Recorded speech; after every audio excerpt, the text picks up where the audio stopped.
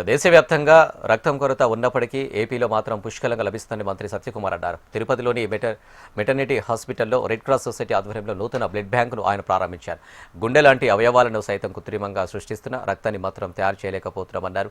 అందుకే రక్తదానం ప్రాణదానంతో సమానమని తెలిపారు. ఒక యూనిట్ రక్తం 3 ప్రాణాలను కాపాడుతుందని యువత స్వచ్ఛందంగా రక్తదానం చేయాలని మంత్రి సత్యకుమార్ పిలుపునిచ్చారు.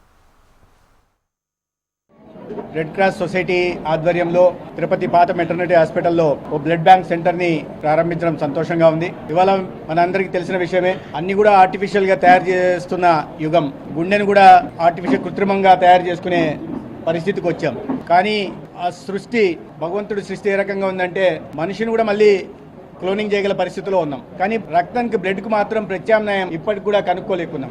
దాన్ని బట్టి రక్తం అవసరం ఎంత ఉందో, రక్తదానం చేయాల్సిన అవసరం ఎంతో మనం అర్థం చేసుకోవాల్సిన అవసరం ఉంది. ఒక యూనిట్ రక్తం 3 ప్రాణాలను కాపాడుతుంది. ఈ దిశగా ప్రభుత్వం చేస్తున్న చర్యలకు సమాంతరంగా అనేక బ్లడ్ బ్యాంకులను స్థాపించి రెడ్ క్రాస్ సంస్థ చేస్తున్న సేవల్ని ప్రత్యేకంగానే అభినందిస్తున్నాను. ఇవాళ దేశంలో ప్రతిరోజు సంవత్సరానికి 1,46,00,000 యూనిట్ల రక్తం అవసరం ఉంది. కానీ 1,20,00,000 వరకు మాత్రమే రక్తదానం చేస్తున్నారు. అనేక మంది వాలంటీర్లు ముందుకు వస్తున్నప్పటికీ కూడా ఇంకా కొరత ఉంది. అదృష్టవశాత్తు మన రాష్ట్రంలో 5,32,000 యూనిట్ల అవసరం ఉంటే మనం గత సంవత్సరం 7 లక్షల యూనిట్ల దాకా సేకరించుకోగలిగాం. అనేక మంది యువత ఈ పవిత్ర కార్యాన్ని ఒక సామాజిక బాధ్యతగా భావించి రక్తదానం కోసం ముందుకు రావాల్సిన అవసరం ఉంది.